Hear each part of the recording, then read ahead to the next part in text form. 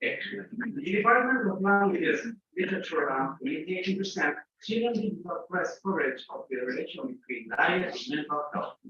Well, good morning, everyone. Welcome to this activity called Let's Talk About Research, organized by the Department of Languages, Literature and Communication, Universidad de la Frontera, which with the support of the Faculty of Education, Social Sciences and Humanities. This is the second of 4 talks about research methodologies in different areas. The general purpose of doing this cycle of talks is to give both students and university teachers, as well as teachers in the school system, the opportunity to enlarge knowledge about different academic and scientific topics. And very important to provide an instance in which you can hear the English language. We want to thank all students and teachers who are participating with us in person here, as well as the students and teachers who are connected through the online connection. First, we will have a presentation by the PhD in Media, Communication and Culture, by a PhD in Media, Communication and Culture, and then we will have some time for questions and comments. So if you are participating online, we invite you to write your question on the chat. On this occasion, we are pleased to introduce the PhD in Media, Communication and Culture, Rubén Sánchez, who earned his degree from Universidad Autónoma de Barcelona, Spain. He's an associate professor at the Universidad de la Frontera and researcher at the Núcleo Científico y Tecnológico en Ciencias Sociales y Humanidades from the same university. He has been a Fulbright and Erasmus scholar, currently conducting research related to anthropology of communication, and science, and religion and modernity. Rubén is going to talk about Chilean digital press coverage of the relation between diet and mental health. Let's receive him with a round of applause.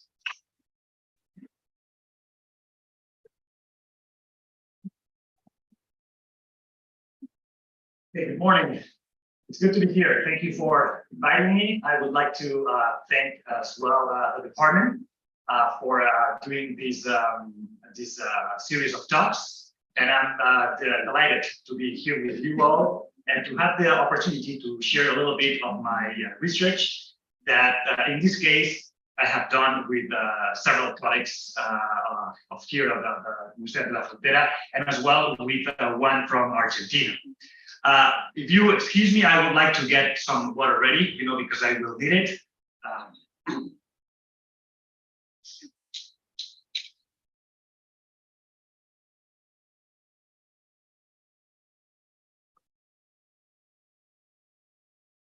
Sparkling water, so thank you. Javier, very interesting for having chosen this sparkling water. I hope you guys are doing very well and are feeling well, because I am not. I have to tell you that this past fall and winter have been a little bit, hard and bad for me and my family. We've been sick every week and every other week. So that's why my voice is not in a great shape. So I apologize in advance. And even if I have to blow my nose, I hope you understand. I have a bit of a cold, so, I couldn't choose this, but I hope that you bear with me during the time that I do this presentation. As I was saying to Miriam, please feel free to interrupt me at any time if you think that I'm not conveying any message in a clear manner. And I hope that you guys hold on to your questions until the end of my presentation, because we will have plenty of time to address your questions. Okay, so let's go for it. I would like to talk to you all about a research paper that I published along with my colleagues. I think it was in 2021. Yes, that's right. So it's about 2 years ago. And I would like to say as well that this research paper was possible thanks to a research project or research grant that I received from UFRO, from la Universidad de la Frontera. So I would like as well to take, to take this chance to thank the UFRO for this opportunity of giving me funds to do some research. So this is the second paper that we published. And what's your name again? Javier?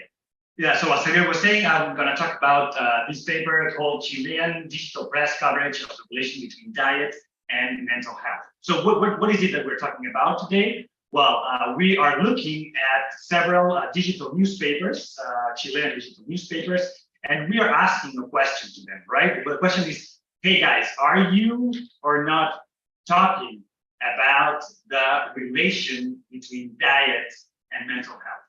In other words, if I go and read these newspapers on a regular basis, would I find some information about this topic? Okay, so let's see what we found out. Let me give you an overview of what we're going to cover this morning. Okay, so we're going to start by showing how we identify a research problem. When you approach research, usually you look for a problem, right? Or maybe you know about a problem. You feel there's something not going well, and you want to know more about that. Okay, so this would be the first point. Then we will have to justify why that is a worthy research problem. As I was saying at the beginning, I got funds from the university, I got money, okay? So I could, pursue this research. So in order for me to get that money, I had to convince someone that I don't know who in this university, say, hey, I want to do this, and this is why it is important. This is why you have to give me the money, So this would be our second point. Then we're going to talk about study objectives. So which is, you can have a big problem, but you have to narrow it down and say, hey, I want to approach this. I want to go for this. You can cover it all.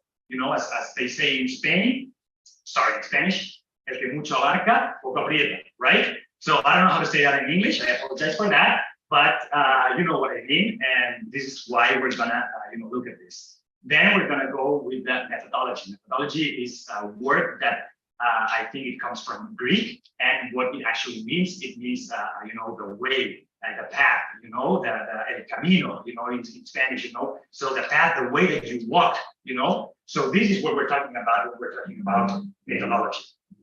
Okay. Then we're gonna look at the key findings, then the implications of the findings of the results. Okay, so what do they mean? How do they help us or not?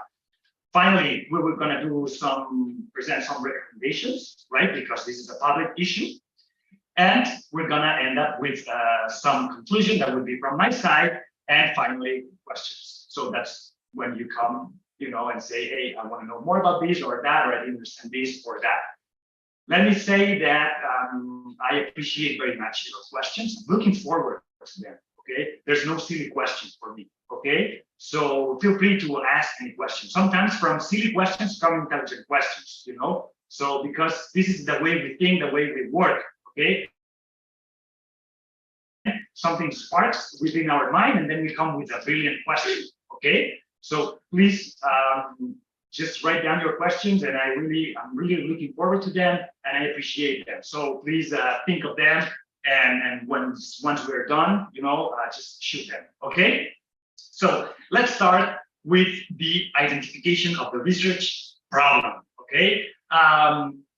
Well, in my case, I was more or less aware of a social, problem. You can think of this social problem, social phenomenon. And I was aware that here in Chile, we have a serious public health problem due to the high prevalence of unhealthy dietary patterns and mental illnesses. So what do we mean by that? It's really easy. There's a great majority of people that are not eating right. When we say eating right, we mean that, they could eat healthier foods, foods that, help your health instead of, preparing you to get some diabetes or some other, diseases that you don't want to get, right? And the other thing that we're saying is that there's as well a lot of people that are dealing with issues of mental health. This is not something like 1 in every 100 people that are having issues with mental health. No, we're talking about 30%. So this is a lot, and this is something serious. So okay, we are aware of that. There are you can see here there are surveys saying that only 5% of Chileans have a healthy diet. So if we are 100 people here in this room, only 5 of us, or I don't know, guy would be included, follow, a healthy diet. That's not good. Let's put it that way. Okay. Here you can find the reference. I'm happy to share this PowerPoint presentation with the students if you want later. And then, 22% of the Chilean population have experienced some mental disorder in the last 12 months. This is a little bit, data, a little bit of old data, but we know it's been getting worse. So, if it was bad back then, imagine nowadays, and imagine even after, the COVID-19 pandemic, So this is another problem we have. Again, the reference. And what about the latest scientific discovery? So on one side, we are aware of a social problem. Okay, we don't eat right. We have mental health issues. Okay, these are two different things. But we know that science is saying something particularly interesting for our kids, which is epidemiological studies have consistently shown a positive correlation between the Western diet or diet based on highly processed foods and psychopathological symptoms such as depression and anxiety. What do we mean by that? Hey, welcome and have a seat. There are a lot of seats here, seats there, please. This is gonna last for a while. You want to enjoy it, so just have a seat, relax, and enjoy, and prepare some questions for the end. So what we are saying here is really easy. It's like the more you eat a Western diet based on processed foods, when we're talking about processed foods, we're talking about chips, we're talking about super ochos, and other stuff like that. The more we see mental health, symptoms. This is what we're talking. This is what we're saying. Okay, this is what we mean. Another thing is that certain dietary patterns have preceded the appearance of mental illnesses. A mental illness has to do with many factors. I'm not a psychologist, and I don't want to talk much about that, so I don't say any nonsense. Okay, but one thing that we've seen is that certain, dietary patterns precede, certain mental issues, mental health issues. So there's a relation there. So it matters. In other words, what you eat may very well impact, how you feel, and the health of your brain and your mind. Okay. Another thing that we can see from science is that a healthy diet benefits mental health, and adherence to a healthy diet can contribute to the prevention and treatment of mental health disorders. Look at this. So let's put it this way. Imagine that you are now attending some psychological sessions with a therapist. Okay, let's imagine that's your case. Okay, so one thing that you could do to reinforce your treatment, your therapy, is just pay attention to what you're eating. Okay, because science has shown that what you eat can be a good contribution, for good or for bad, it contributes to your mental health. So if you are already paying for some, therapy sessions with a psychologist, why don't you as well pay attention to your diet? Because according to science, that's gonna help you, okay? So we have this social awareness, of what's going on in our society, and we know a little bit of what is science saying about, diet and mental health and how one affects the other. Okay, so we know as well, more or less, how society works. And by this, I mean that we know that the health news, what we read in the media, mass media or social media about health, affects our attitudes and behaviors. Okay, so this means that, oh, I didn't know that what I eat affects my brain, affects my mental health. Okay, that's the first stage, which is awareness. I didn't know that, now I know, I'm aware. But the problem is that even though I didn't know that, and now I know it, now I'm aware, the problem is that, well, I'm not willing to give up my super ochos. I love them, I want to keep on eating sopa y pletos, every day, you know what I mean? So, well, this is another thing. It's about willingness. Are you willing to make small change in your life? Maybe instead of eating one sopa y pleto every day, you can reduce it to 2 sopa y pletos a week. You know what I mean? Okay, so, and The third is that, okay, I did an actual change. Once I realized that I wanna do that, and I found a way to actually do it. Before I was eating, sopaitillas every day, and now I'm eating them, 2 or 3 times a week. Well, guess what? Health news not only impacts awareness, but as well impact willingness, and as well can help you change. So, see, are you seeing how the puzzle is coming together? Are you seeing how my plan, of research was coming together? It was just like now it's obvious, right? Now that you know this, it's obvious. Okay, so this is what was happening here. Okay, so we have this, hey, we don't eat very well. We have a lot of mental health issues. We know that science is saying that diet affects mental health, and we know that if we want to get this message across, the population of Chile, we have a very powerful tool, which is mass and social media. Okay, because mass and social media affect our awareness, willingness, and change. So this is why, this is how, we come to the research question. Okay. What is the coverage by the 3 Chilean online newspapers with the largest readership regarding the relation between diet and mental health in 2016?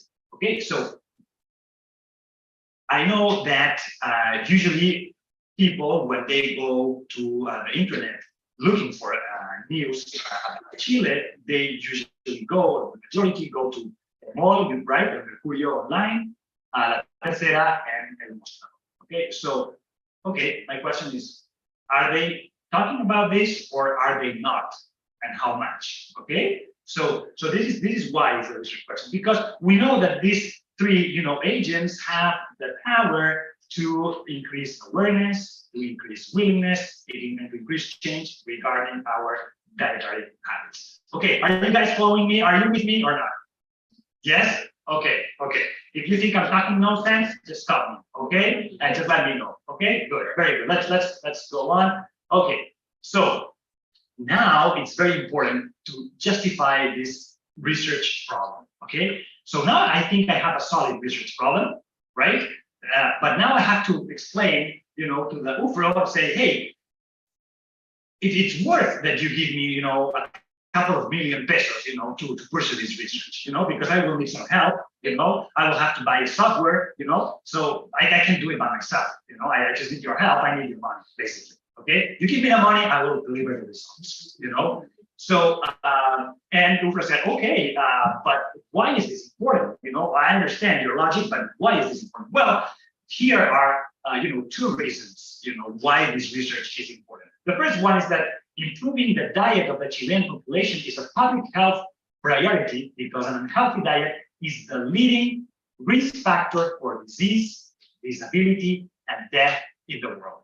Well, this is serious, guys. This is very serious. So what we know nowadays is that, besides sleeping, and drinking water, because if you stop sleeping and drinking water, you will die in 2 days, okay? But besides that, the thing that most impacts, your health is what you eat. Okay, so that's really important. Okay, so here we have one important thing. Okay, like saying, hey, we need to tell this to people. This is a very important message. People need to know that it's not the same. It's just that read one thing or the other. They have to know that. And the second reason is that promoting habits that encourage the adoption of healthy diets and good mental health is increasingly important, especially in Chile. Why is it important to promote that? Because we've seen that already, right? Only a minority of people eat well, and there's a good bunch of people that have a lot of problems and mental health issues. And let me put this, in a very simple manner. I mean, it may be that you have no mental issue, mental health problems, but if your brother, your sibling has one, or someone in your family, or some of your friends, that affects you as well, So it's better to be surrounded by people, right, that are not dealing with these problems. So if you are surrounded by people that have these problems, you can maybe help them. You can maybe say, hey, What can I do for you? How can I help you?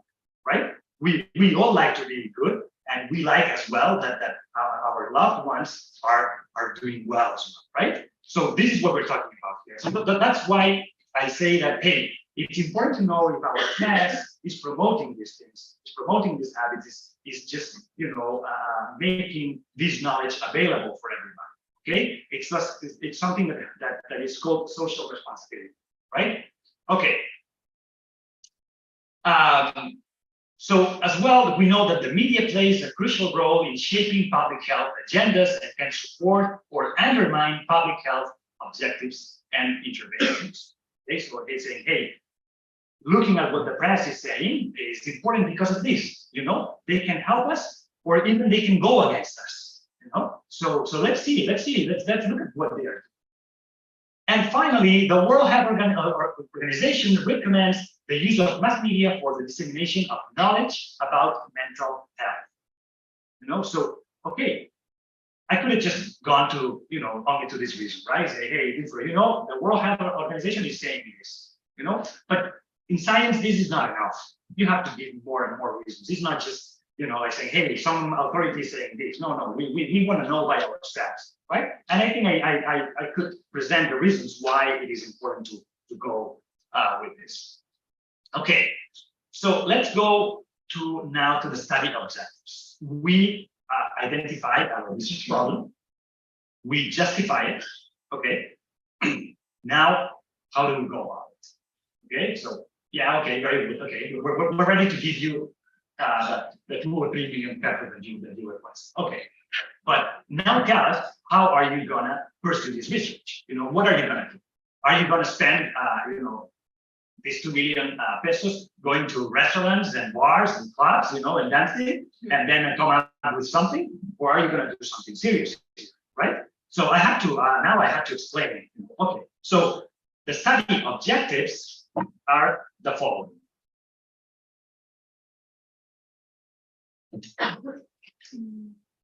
First, how relevant was the information on the relation between diet and mental health in the Chilean digital press? We're trying to know here is that if this type of information was important when it was delivered, or was just mentioned in passing, like, oh, well, yeah, there's something about this, but we're not going to talk about this. We're talking about something else. In fact, how relevant is that? Because according to several research and theories about how media affect people, relevance is something important when you deliver the news, for people to pay more or less attention to that, or to give it more or less importance. Second question is, what types of sources contribute to the media definition of the topic? Why is that important? Because journalists, they don't know anything, and they know it all at the same time. What do we mean by that? Is that they have to rely on sources in order for them to gather some information, right? They haven't studied everything. It's not that just they come up with a story and write it, right? They have to go. So when you are talking about the relation between diet and mental health, who do you go to talk to? Do you go to talk to your neighbor? Do you go to talk to a psychologist? Do you go to talk to a doctor? So it is important to know who are they talking to and who are they quoting in their news. Okay, who gets to get a voice in this news? So this is what we're talking about when we're asking ourselves about the sources.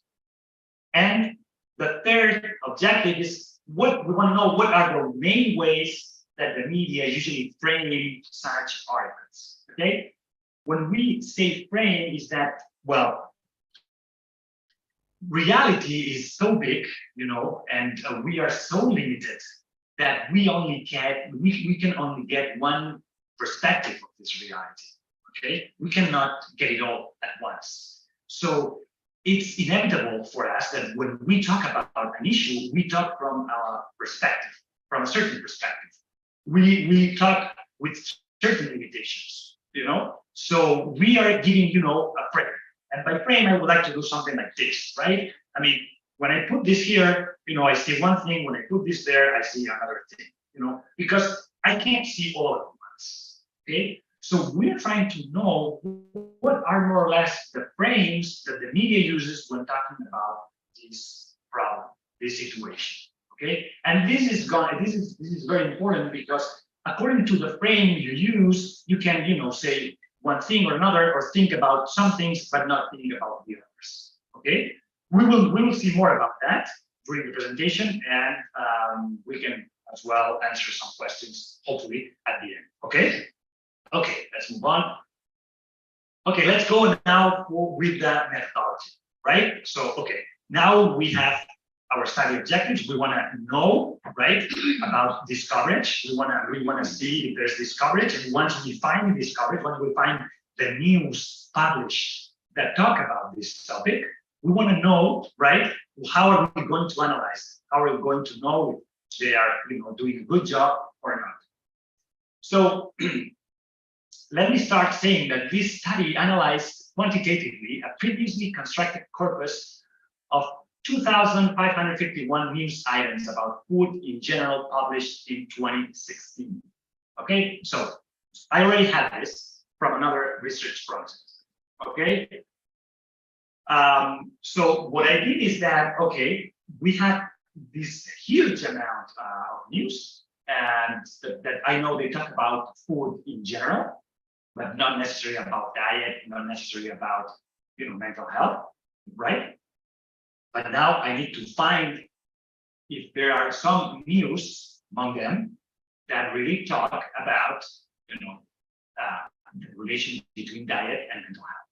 Okay, so as I was saying, with this corpus, we just wanted to see if we can find this. Okay, so we used some software to look for that in the following way. Okay, so we had to code. This is what usually is said in research, right? We had to code. In other words, we had to look at every piece of news and simply put, just say, okay, is this news relevant to our research or not, right? Because I have many news about food, but maybe they are just talking about the supermarkets, and that doesn't, fit our research question, right? So that piece of news, no, it doesn't work for us. Okay, so this is what we're doing. We are coding the news, and we could do this in two stages. The first stage consisted of applying a Keita method, computer-aided text analysis. I didn't have time to go through all this, news and read, So we got the help of software that helped us find in a more or less fast and accurate way which are the relevant news, right? And then the second stage was performed by two human coders. I was one of them, so I know what we were doing. And I think I'm explaining a little bit more. Okay, so we did the first stage, right? We needed a software capable of analyzing text, right? So there's this piece of software that I had to buy with the funds from this project, and I said, hey, I need to identify. This is very important. News articles containing words related to either diet or mental health. Okay, so I had to tell the software, say, hey, read all the news, and if you find in the news certain words that have to do with diet and certain words that have to do with mental health, just give it to me. Okay, if not, just ignore them. I don't want to know about them because they are not relevant to my presentation.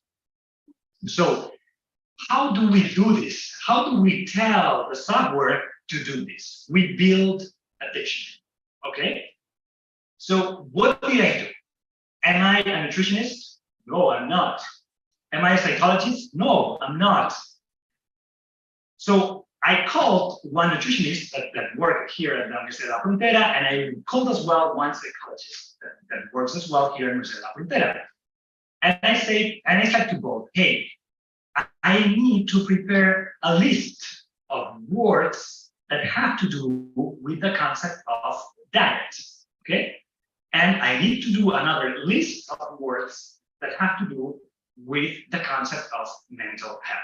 So if you start doing this list of words for the concept of diet, obviously the word tiger or the word car won't be there, right? Because car and tiger have nothing to do with diet, okay? But nutrients, oh yeah. Soapapilla, oh yeah, this has to do with diet, right? Cabbage, yes, And when we go to mental health, it's more or less the same. We don't want to, in this list, we don't want to words like sky or grass. No, we just want words that have to do with mental health. Okay, so this is how I just needed two experts, one in each field, to help me build that dictionary. And this is why we did this three-stage process. First we did this conceptualization, say, okay, let's define what do we mean by diet. Okay, it's a general definition. Second one is the categorization. I remember that for diet we did two categories: foods and nutrients. Okay, so foods would be cabbage, would be soapapilla if you want as well, and nutrients, it can be vitamins, it can be minerals, it can be fats, right? So we did these two categories, and then we just filled the lists. And the same with mental health. We did some with mental illnesses and as well with some affections, so we did as well, I think, two lists. And finally, this over-rationalization, sorry, I couldn't pronounce that better, but what we mean by that is that we just found the actual words, which is like saying, okay, nutrients, what would be? Vitamins, okay, that's one word, minerals, and so on. This is a three-step process that we did you guys follow me? Did you guys understand how did we do that? Does it make sense to you? Yes, because I cannot talk to the computer. This was before artificial intelligence. It was 2 years ago, but it's 2 years ago there was no this artificial intelligence as we have today, like ChatGPT, right? But so I couldn't talk to the machine and say, hey, I'm talking about diet and mental health. I'm sure you know what I mean by that, And the computer wouldn't say anything to start with. Okay, like no. So this time we're saying, just give me the words and I will tell you if these words appear or not. That's Okay. Okay, we covered that already. Okay, but we can see here the concept diet was defined as the set of substances that are regularly ingested as food, and the concept mental health was defined as the individual's ability to adapt to their milieu, to interact with their surroundings, to maintain a sense of purpose in life, and to have a subjective sensation of well-being. This is the first step, conceptualization. Okay. Second step, categorization. As I said, diet was divided into food and nutrients, and the concept of mental health in two categories, mental disorders and affective states. Affective states by which more or less our mood. Do I feel happy? Do I feel sad? And things like that. Okay.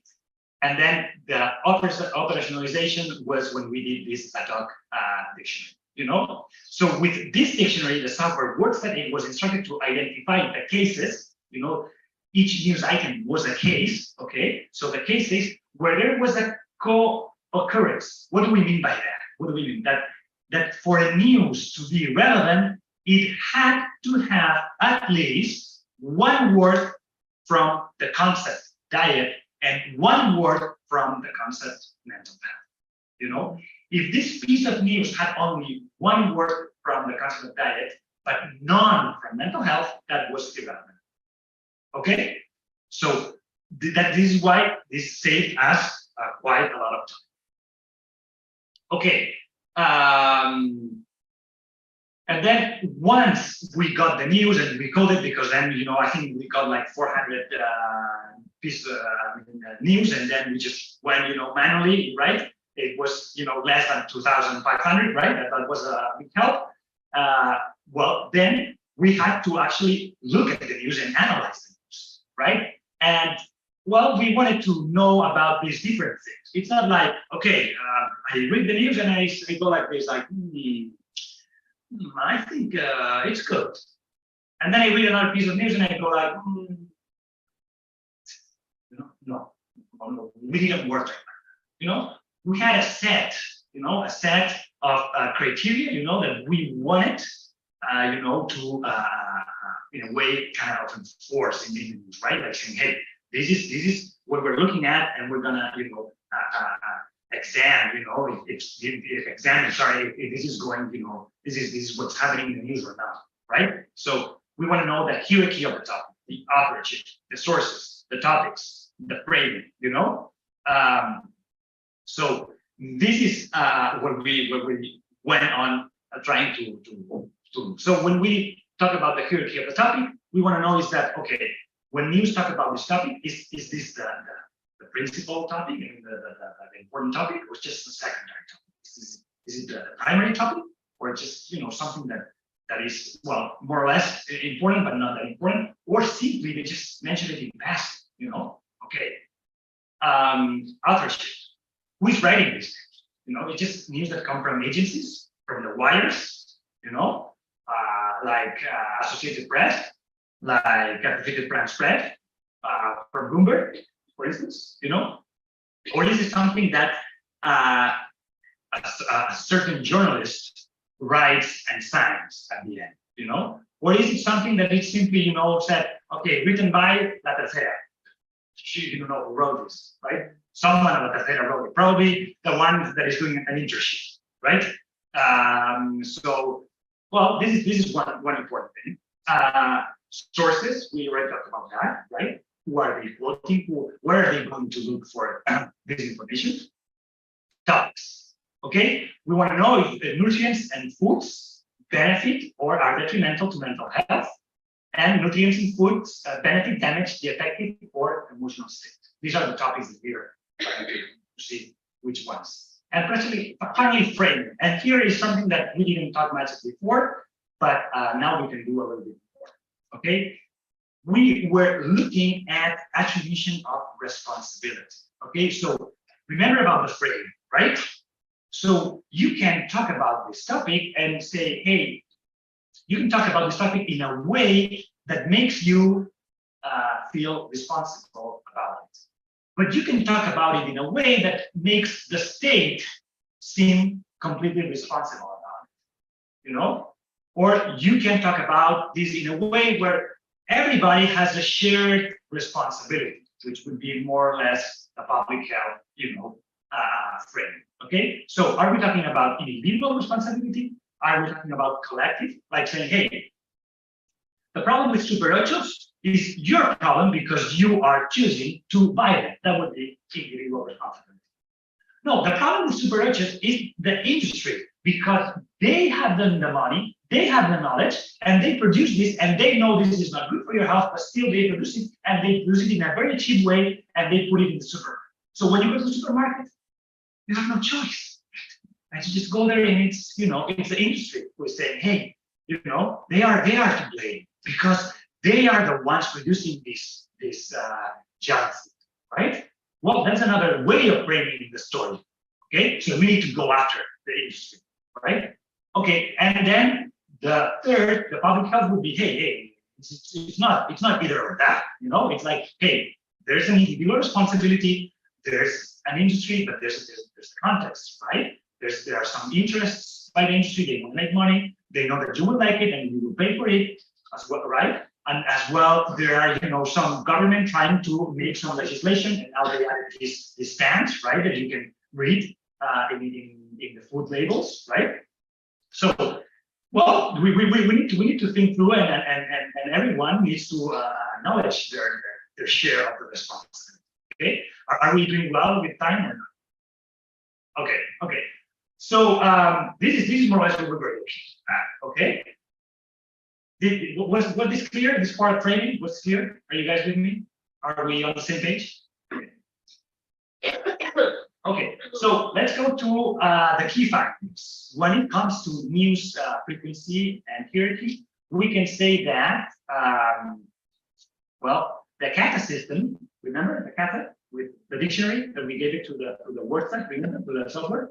Okay, so from 2,500, we went down to 424. Okay, news that had, one word at least from diet and one word at least from mental health. When we humans look at the news, we said, okay, you know what? at the end, only 26 news of this 2,500 really addressed the topic of diet and mental health, of the relation between diet and mental health. This means only 1% of the corpus. Okay, this was just when the media talk about food, about all that has to do with food. There are many things that have to do with that. Only one of every 100 news talks about the relation between diet and mental health. But we can see that the hierarchy of the issue of diet and mental health was high when this relation was made visible in the media. So we have this. It's hard to find a piece of news that talks about the relation between diet and mental health. However, when we find them, this is the primary topic. This is the topic of the news. Okay, so maybe you will find a piece of news talking about this once every 3 or 4 months. Okay, but when you find it, you will find it. It's going to be worth it. It's going to be because you will see that this is the topic, and this is what I'm trying to address. Okay, so now we have frequency and hierarchy. Let's go. Okay. Yeah, we. Okay, what is this? I'm sorry. Well, I think I made a mistake here. There's something, but the frequency was low, as I was saying, but the hierarchy was high. Okay, so not. There was not quantity enough about this, I think, but the hierarchy, was high. Okay, topics and sources. Okay, this is something important because unless we are nutritionists, we do not think of food in terms of nutrients. Usually, we do not do that unless we ourselves are very interested in food and we get acquainted, we familiarize ourselves with this. But usually, we just talk about foods. This is our way, of dealing with what we have to eat. So I was very interested in knowing that when we talk about this, if the press talks in terms of nutrients or in terms of foods. And I was glad to see that usually, the information was focused on foods rather than nutrients that benefit mental health. This is very important because, if I talk to you and I say, hey, where can you find vitamin K? Anybody of you knows which food is rich in vitamin K? That's hard, but if I tell you, that, for instance, that eating brown rice is good for your mental health, you know what we're talking about, right? And this is important because, the people that read these newspapers are not only scientists, are not only nutritionists, it's everybody. So everybody should be able to understand this. So I'm very glad to find that, usually they just talk about foods more than just nutrients, So that was a very good finding. In more than a half of the analyzed cases, foods that are beneficial for the prevention and or treatment of mental health disorder are reported. So in the majority of the cases, usually it's about foods that benefit mental health. It could be all the time the opposite, foods that go against your mental health, right? It could be like that. Well, in this case, we found that in the majority of the cases, it's more about, food that you can eat in order to, improve your mental health. Okay. The quality of the news was poor with a narrow range of sources found. Why do we say that? This is the way that we in journalism have to evaluate the news, and depending of the type of sources, how many of them, you can more or less see if this is a good piece of news, good reporting, or is something just very very poor and low quality. And sadly, the quality of the news that we found about was poor. It means that many sources were not used, and probably the quality of them were not that good. So this is something that we could. But at least we can see that scientific sources appear in 50% of the news items analyzed. Okay, so probably we think, right? We would agree on that. If we're going to talk about the relation between diet and mental health, it would be good that in every one in every piece of news, everyone in each piece of news, we have, scientists talking about it, right? So, but this was not the case, right? So that's not that good. Okay, frames. Remember, right? Individual responsibility, collective, and public health, right? Okay, what we saw is that among the news items analyzed, the individual responsibility frame predominates. It's like saying, hey, this is your problem, solve it yourself. Okay, so if you go to the supermarket and you decide to buy Super Ochos, sorry that I say Super Ochos, I don't have anything against Super Ochos, it's just the only one that I know. I'm not from Chile, and but I know this is very popular. But this is San News, right? Another one that people like very much. Okay, so if you go to the supermarket and you buy San News, this is entirely your problem. It's your responsibility. Don't blame others.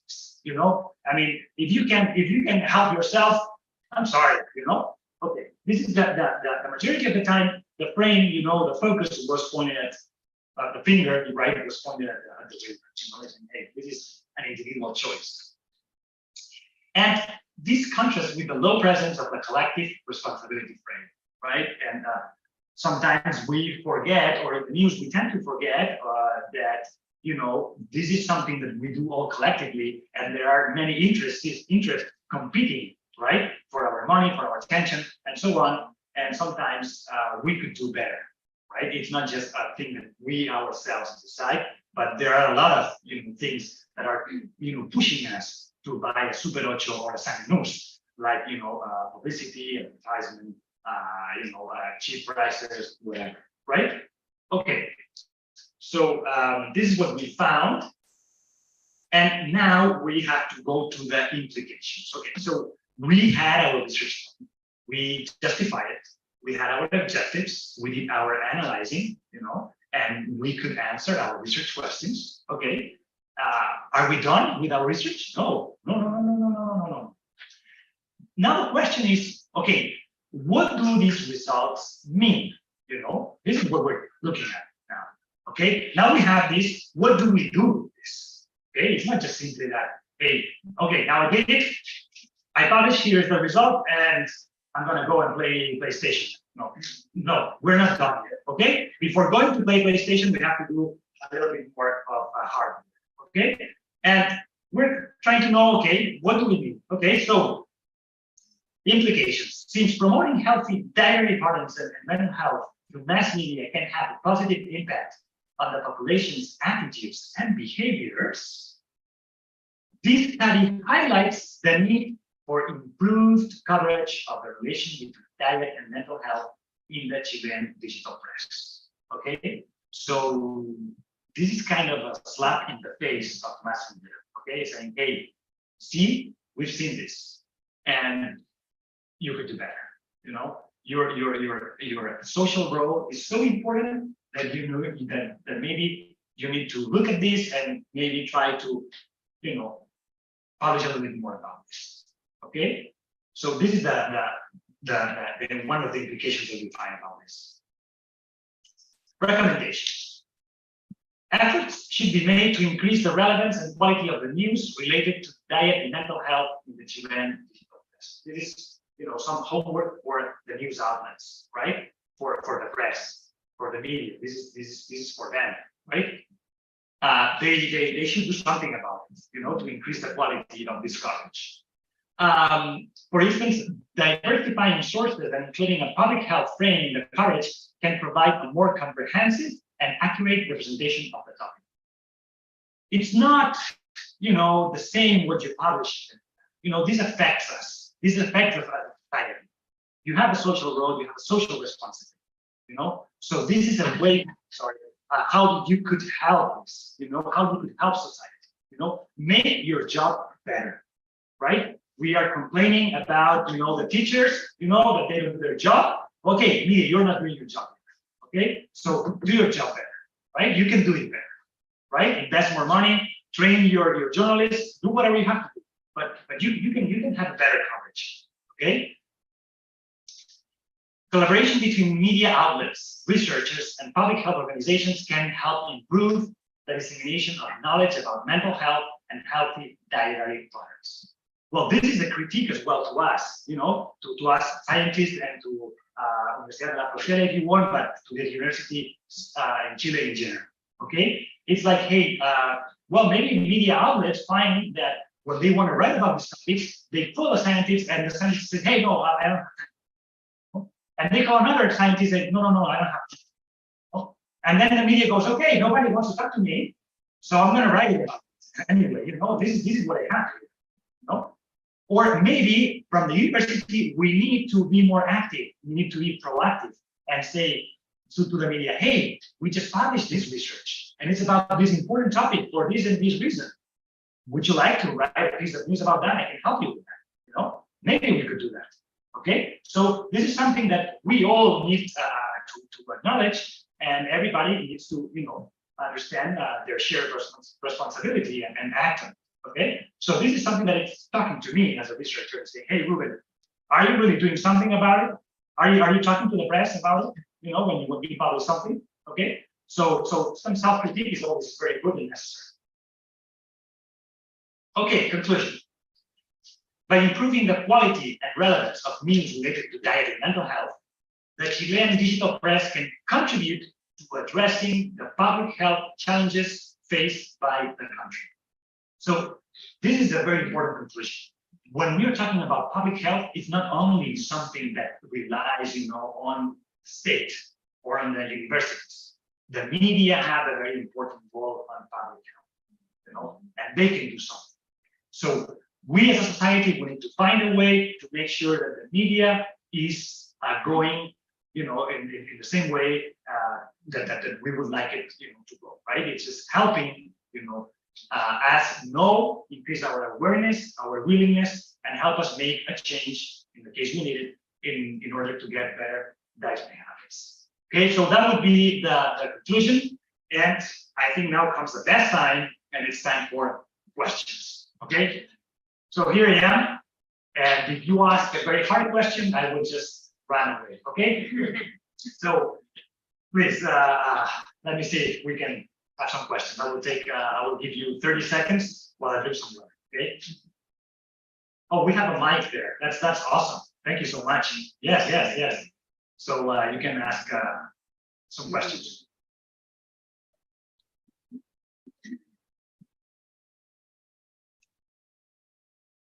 Okay, I have 15 minutes, so plenty of time. Okay. Si quieren, las preguntas pueden ser en español también. O en catalán, yo también hablo catalán. Well, it was so interesting, and it is so important to know about this topic because it is something that it is common that people maybe read about it and think, okay, it's all the time the same thing, but it is important to know and try to create like this curiosity about these topics. So it was so interesting. And the question is, where comes this creativity or the question to like research about this, because it is interesting to know. So I would like to know, how do you think about this topic to research? Okay, well, that's a very, very good question. Thank you very much. I appreciate that. How did I come up with this research question, right? Well, this helps me go back to the beginning of my presentation. Let's see if we find it. Okay. Okay, here, right? So if you talk to me, if you ask me about my personal, story, why did I come up with this, right? Well, I have to tell you that I was raised in a family where, food was important in relation to health. Okay, so my mother, has a master's degree in nutrition. She's a nurse. And for her, it was important at home to have healthy and tasty food, because you can have healthy food, but if it's not tasty, nobody's going to eat it. So, and there's one thing worse than eating junk food, which is not eating at all, right? So, this is what it comes, from a personal story. But, I can't, that's one thing. The other thing is what I was trying to convey at the beginning of this presentation is like, okay, I've been living in Chile for 10 years now. My wife is Chilean. So I know a little bit about what's going on in this country, right? So and I knew that, that we here in Chile, we don't eat that well. We could eat better, let's put it that way, okay? And since my wife is a psychologist as well, I am aware as well of, the high prevalence of mental health issues that we have in this country as well. And, I don't know, just reading and looking through, scientific literature, I stumbled to this, research that was saying, hey, there's already, a relation between diet and mental health. There are people, researching about it, and this is a new field. And in the United States, there are already some universities trying to start to teach this. I recently was asked to write an evaluation of a book proposal exactly on this topic, of the relation between diet and mental health. And the justification for the book, it was like, well, this is a new field and there are no textbooks for college students yet. So I was asked, hey, can you evaluate this? Is this a good book? Is this going to help, college students to get acquainted with this, subdiscipline, if you want to call it like that? And so this is why, I knew there was something going on there, and that science was already talking about this relation between diet and mental health. And I knew that in Chile we have these both problems, So I said, okay, let me look at that. And I said, oh, I had the pieces, and then they matched. I think at least in my mind, just it was like a big idea. I said, okay, let's pursue this, And I'm very happy with that, I have to say.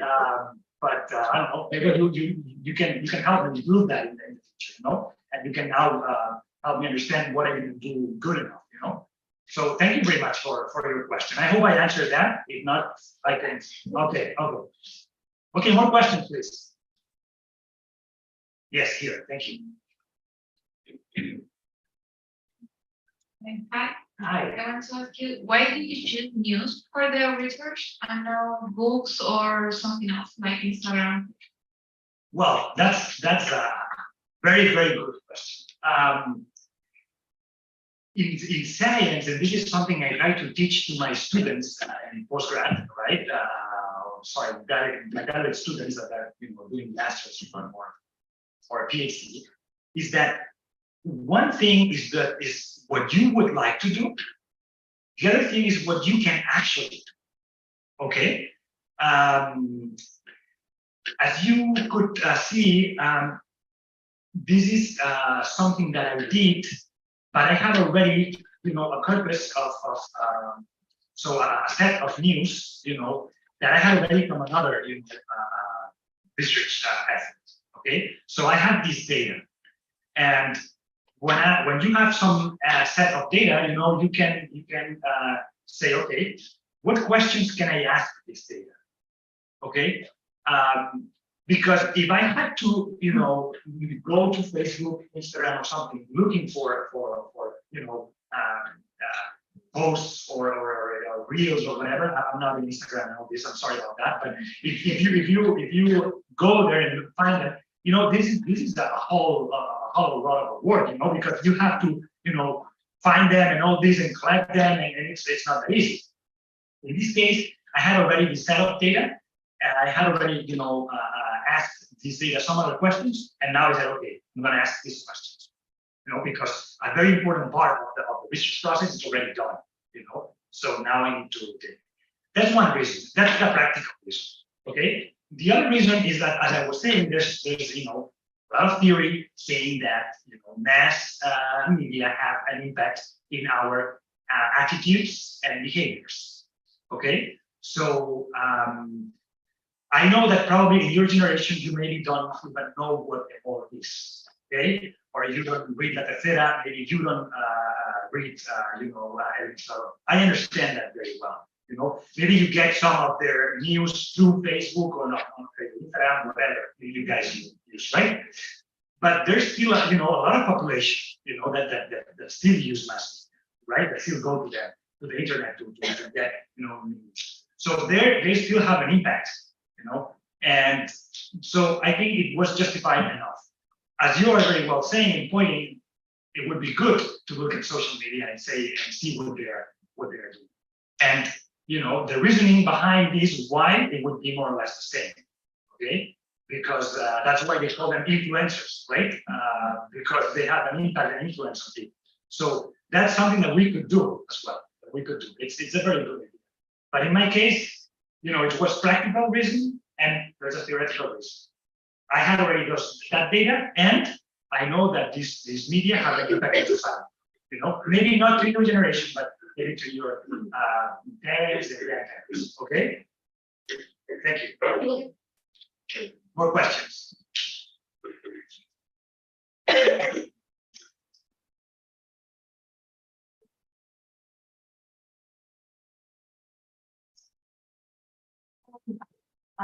First, I wanted to thank you because your discussion is very important and interesting for me. And my question is, if you had the chance to see in the middle of the research, the type of diet that are most related to mental health illnesses, for example, I don't know, vegan style of eating or vegetarian, this difference between diets. Well, thank you very much for your question. I appreciate that.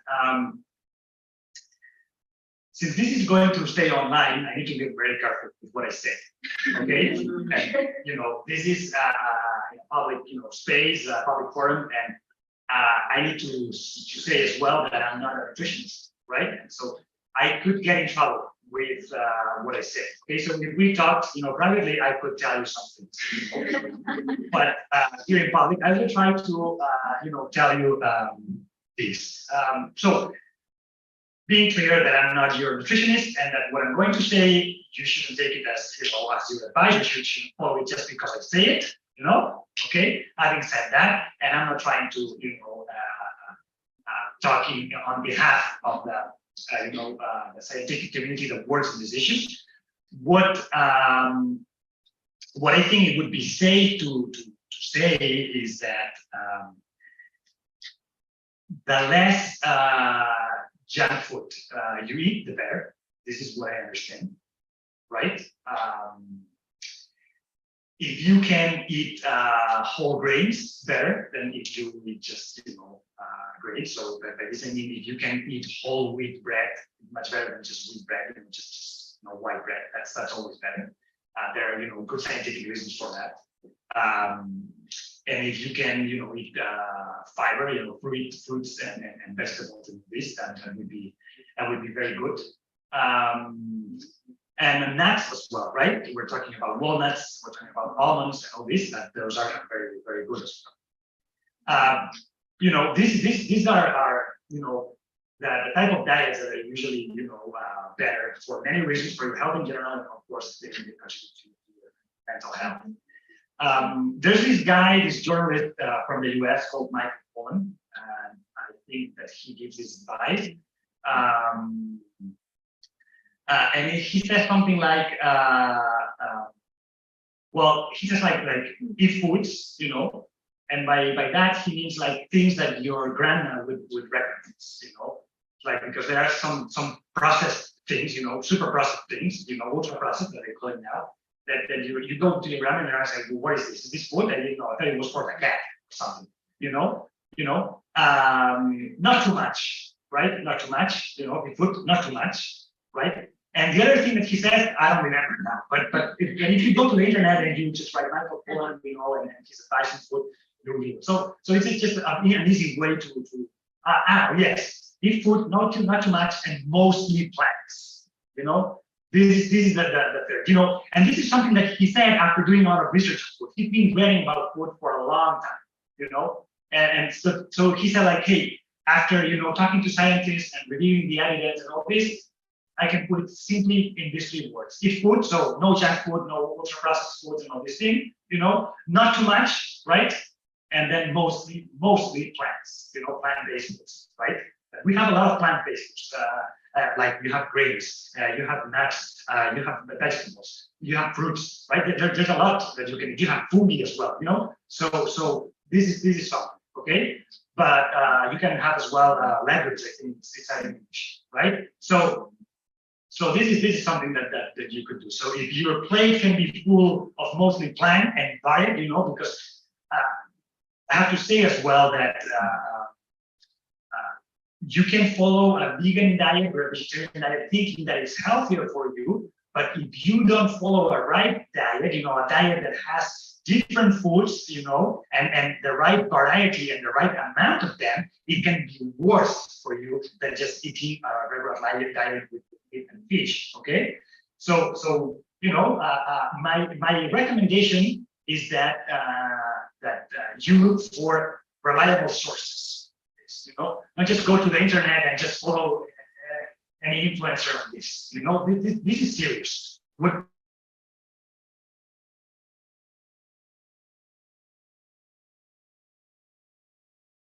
So you can't just trust anybody on the internet, just because I recently read that there was this one vegan influencer that died because she just was not properly how to say that she wasn't eating right. You know what I mean? We don't want that. We're serious here. You know what I mean? So if you are going to do something about your diet, just look for trustworthy sources.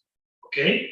And there are good trustworthy sources if you want to follow a diet that includes meat and fish, and they are very good trustworthy sources if you want to follow a diet that is low or has no meat and no fish. Okay, but just take it seriously. It's not just a joke. It's not something that you can just no.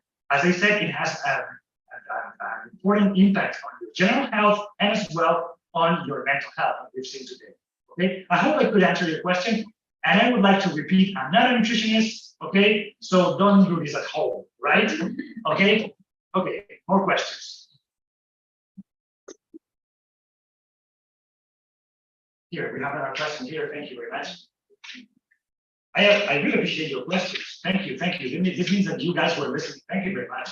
Hello. Hello. First, I wanted to ask regarding your conclusion, and as we all know here, the pandemic took a toll on everyone and the mental health and diet.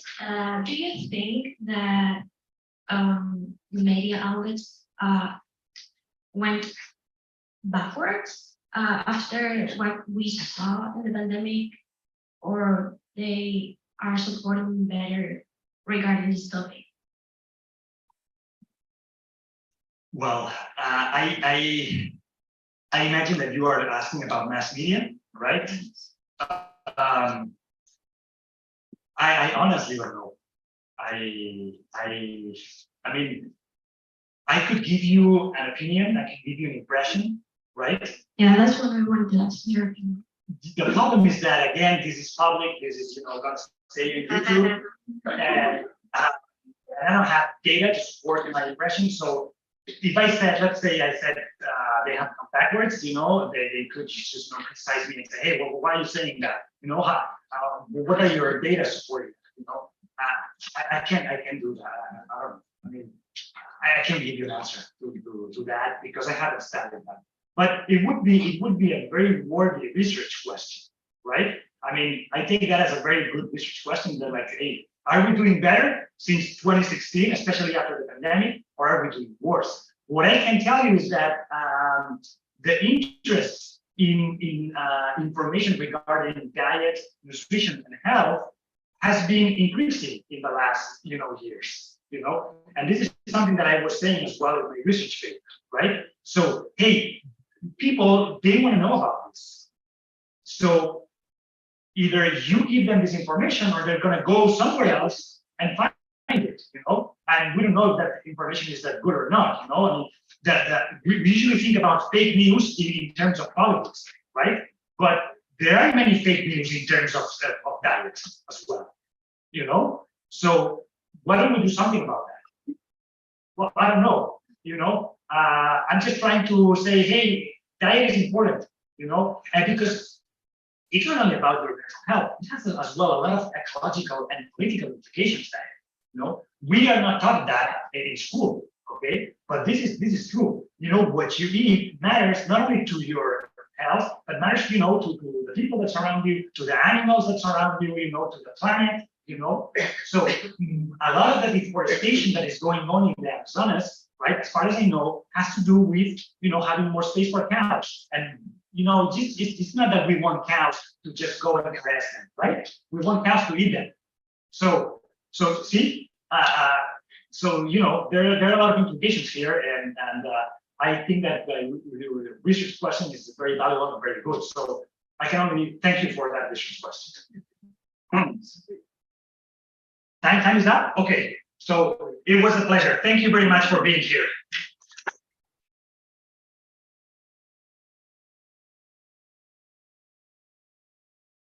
Also, we would like to implement sanctions for this talk, which connects us a bit more with the globalization and knowledge of different academic and scientific topics.